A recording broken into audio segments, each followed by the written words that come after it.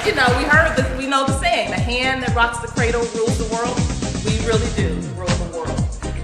And we need to give ourselves credit. We need to stop and pause and acknowledge ourselves. We need to stop allowing ourselves to feel guilty, because that's what we do. I remember taking a nap on the couch one day with my fourth born laying on my chest, and I had one eye open watching the 4-year-old, and 2 ears open to listen to the 9-year-old who was reading his lesson that particular day. And all the while I'm laying there taking a nap, looking and listening and watching out and holding onto the baby to make sure he doesn't fall. And I kept saying to myself, I need to get up. I'm being so lazy. I need to get up. I need to just get up. Why am I laying here being lazy? No, anyone, do you guys do that, or is it just me? We don't allow ourselves time to rest. And my brother came over, and he came in the door and he said, Tisha, I thought you needed some help. I came over here to help you. And here you are laid out on the couch. You're like I'm in a life of luxury, he thought I was. I see you're here laid out on the couch. I thought you needed some help. And I told him, dude, even when I'm laying down taking a nap, I'm busy. Because right now I'm making some food for this kid, okay? What are you doing right now? You're just standing there yapping, right? Well, dang on it, I'm whipping up a meal right now. You know, so even when we're not doing something, we are busy doing something. But we have to allow ourselves that time of rest and give ourselves the peace and not let someone else put guilt on us. And not let ourselves put guilt on us as well. So as I talk about time management, I'm not talking about it in the form of do more, be more, get up early.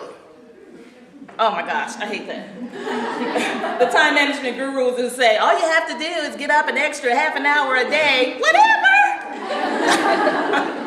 I'm tired enough. I'm up all throughout the night. I'm not getting up an extra half an hour. So I won't talk about time management in terms of getting up. And I also hate the gurus, the time management gurus, who say, oh, we all have the same amount of time. You guys have heard that, right? We all have 24 hours in a day. Everyone has 24 hours in a day. Whatever. We may all have 24 hours, but we don't all have the same amount of time. Do not tell me that Oprah has the same amount of time that I have. We do not. First of all, Oprah doesn't go to the grocery store.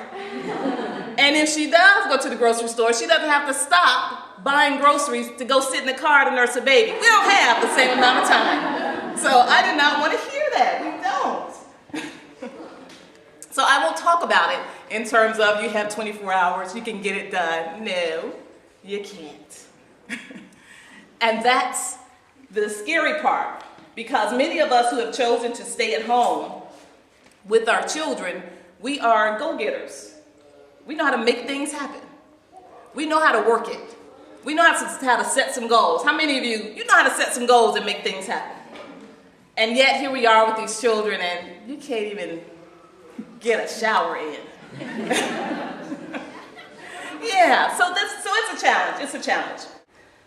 So when it comes to time management, let me say, first of all, I'm not perfect. I'm not perfect. I've been a stay-at-home mom for 19 years. My oldest is now in college, and I didn't think I would ever see this day come. So we have a 19-year-old, we have a 14-year-old, 9, 6, and then the little girl is 5. So I can tell you I'm not perfect when it comes to time management. As a matter of fact, I consider myself a very undisciplined and scatterbrained. I'm not perfect, however, I will say that I run a business, I operate a radio show, I help moms who decide to transition from work and they want to work at home, they want to start their own business. So I coach women and help them start their own business. And I have my devotional times every single day when I can do it. So I'm not perfect, and yet I have learned a few things. And so that's what I want to share with you today. So the first thing is you can do everything that you want, but you can't do it all at the same time. So it sounds good when I say, oh, I blog, I have a radio show, oh, I speak and travel, I homeschool my kids. It sounds good when I say that, right? Yeah, well, the truth is, I haven't blogged in a while. The radio show, I haven't interviewed someone since March.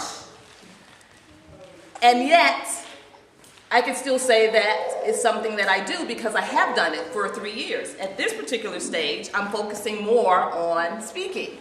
And so I had to pause the blogging and the interviewing so that I can get out more and speak and travel. And so you can do everything that you want, you just have to space it out. And in the end, it still boils down to that's what you do, or that's what you have. For those of you who want to go back to school, you know, it sounds like it's impossible, it feels like it's a goal that you can never accomplish. It may not be possible at this particular stage, but next year the kids will be at a different level, they'll be at a different emotional state, and you can go to school one class at a time and come out as a PhD by 2030. But you know what? When it's all said and done, you'll be a woman with a PhD, right? No one will care that it took you 20 years to do it. They won't even ask, it won't even matter. You'll just have doctor at the end of your name.